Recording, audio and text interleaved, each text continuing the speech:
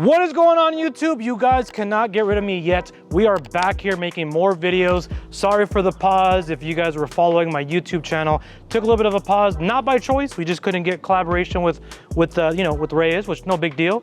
But if you guys follow the YouTube, you guys know I've been grinding in the shadows, man. So we're back here again. It's a Friday. We're in the city of Rosemead, and we're gonna work on 2 cars as a location, man. In today's video, we're gonna talk about, is detailing dead in 2026? Let's find out, guys. Tune in. All right, Mario. So first question is, what do you mean by that? You mean there's not enough business, there's too many detailers, people are quitting, not enough money? Yeah, I mean, there's a bunch of ways to break that down, Reyes, but first and foremost, I follow like a couple of detailers. They're done. A lot of them are either closing up shop or they are downsizing. Also, it rained for the month of December. It rained for 2 weeks. I know all the detailers and myself were hurting. I didn't work for 2 weeks. Rent was due, Christmas presents were due, and it was raining. So it was a huge gut punch to my stomach, and I can only imagine for other detailers that maybe have a van, with the van payment, with the insurance, maybe they're starting their business. Thankfully I have money saved. I talked about in the last video, I was gonna save money for a van. Maybe it was a gift by God, man. That money that I was gonna use for the van, it allowed me to barely survive until January. Now we're back up and running like normally. And Mario, talking about the rain. Yes, sir. It's gonna rain in a couple days. It's literally gonna rain in 3 days, but shout out to John and shout out to all my customers. I haven't done their cars in a while because of the rain. So he's like, I don't care, I need these cars washed. On top of that, I didn't know this, but for Chinese New Year, it is customary or tradition for you to get your car washed. I guess it's the idea of starting fresh. So unfortunately, it doesn't work out great, but Chinese New Year's, I think, is on Monday. So it's, they're like, I want this done regardless, because it's gonna rain on Monday. All right, Mario, and where you at with the details? Right now we're doing a detail for a BMW X7. You're gonna take a look at the brake dust, super dirty. Unfortunately, you didn't get here in time, but I think you have B-rolls, but we went ahead and vacuumed everything. We went ahead and wiped down the leather seats, and then all their personal items with any package, most of the time, I put everything in bags. So I think he has 2 or 3 kids. So all their clothes, their shoes, I put in a bag nicely. So then when they get their car clean, everything's nice and organized for them. There's a lot of ways to tackle this rim. I talked about this on ends. We're gonna use nanoskin non-wheel acid cleaner. This works really good on the tires. And then also we're gonna use Coach Chemi. It's called all-wheel cleaner. It's an alkaline cleaner. What I like about it is it's gonna have that good bite, but it's gonna be cheaper than iron remover. And Mario, you talked about, iron remover being expensive. Yes. Is that one thing that could kill the detail business when they overspend on chemicals or follow the hype? Man, I've been doing a lot of things to conserve on expenses. There's areas you can get refills of your chemicals at a reduced rate. A lot of times the gloves, I will try to buy in bulk now versus before I would go buy like one at Harbor Freight. You can go get them online. Getting gas at Costco now because Costco gas is cheaper. So to answer your question, Reyes, I can only speak for myself, but in the climate that we live in right now, man, I have to be budget friendly because a lot of my customers, man, I'm not gonna lie to you, they're probably feeling the squeeze because of, everything's getting so dang expensive, man. If you guys could do me a huge favor, can you guys put on the comments below, what is your best budget product that you guys gotta share for everyone in the comment section? Is it a car soap? Is it a wheel cleaner? Let me know, type it down below. And Mario, I don't know if you noticed, but there's a lot of detailers quitting the game. It might be me, Reyes. What are you talking about? Stop talking bad about me, bro. I'm still here. So, come on, Reyes. What do you think about that, man? What do you think's going on? I think a couple things, man. Like I mentioned, the winter time, I think a lot of detailers didn't work. I didn't work for 2 weeks.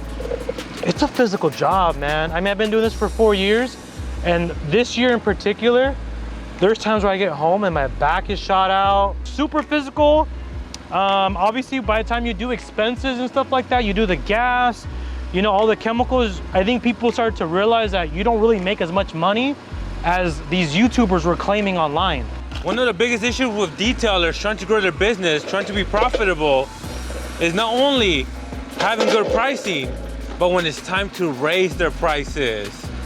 Where are you at, man? You comfortable with your price? Did you just raise them? Do you need to? Oh, I need to raise them, unfortunately. Just because of the prices. I haven't raised my prices in about a year and like 3 or 4 months. And the reason why I haven't raised it because I know the economy is not easy for a lot of people. But push comes to shove, I have to eventually raise it. because I have goals that I also have, right?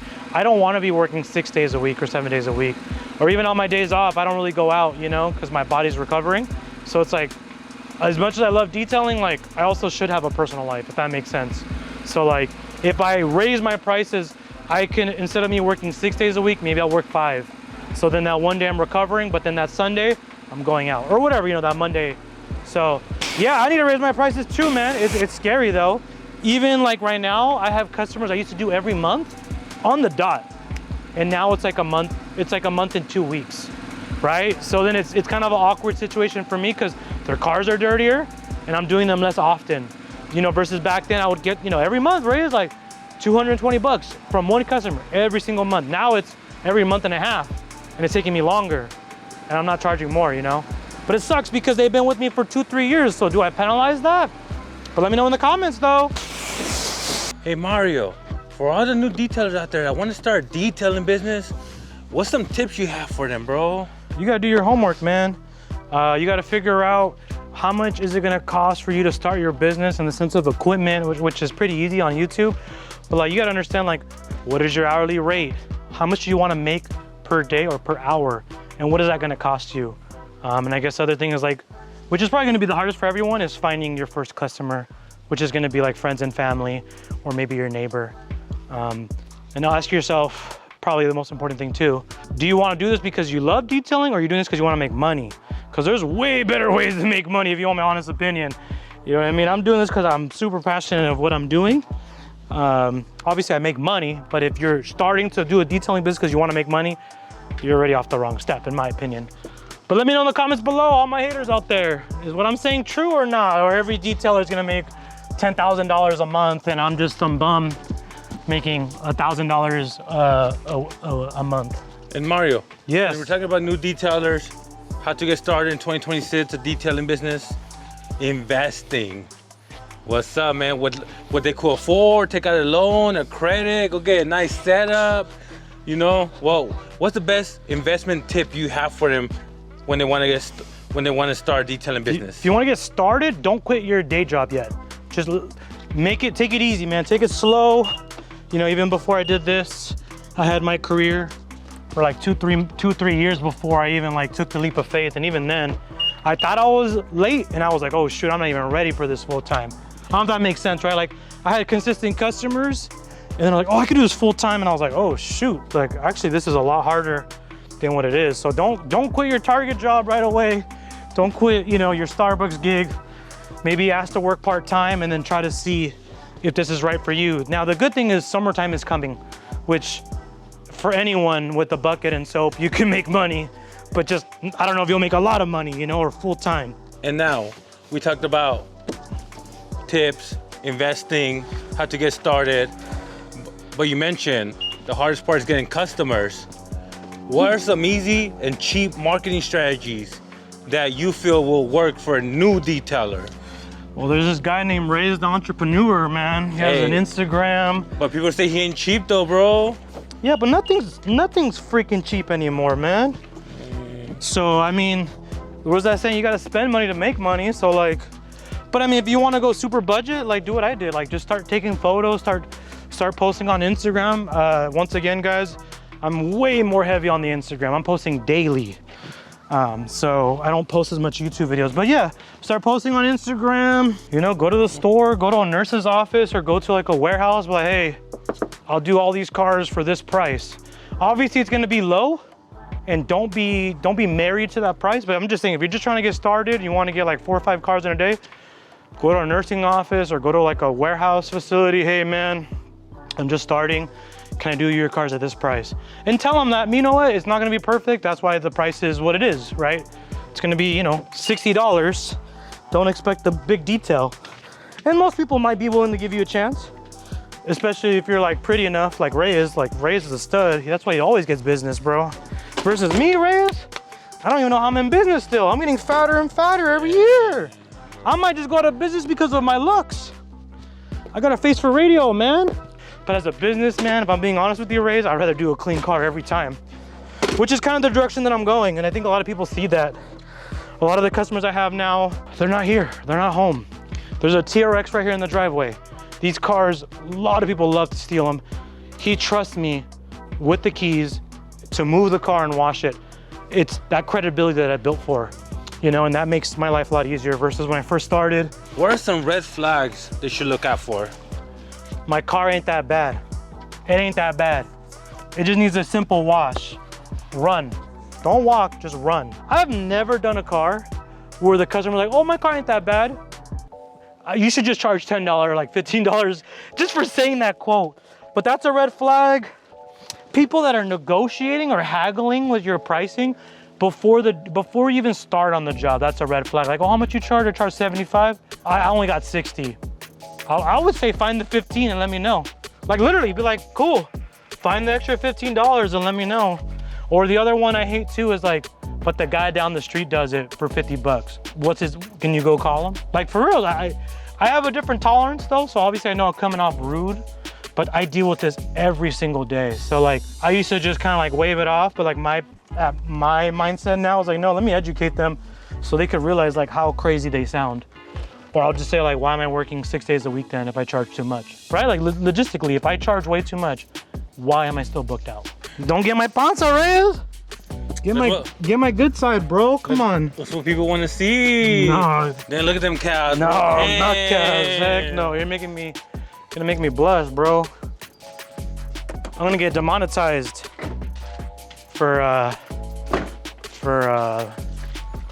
yeah, kids shouldn't be watching this, Reyes. Damn, bro, you got them daddy shorts going on, bro. No. I gotta go higher.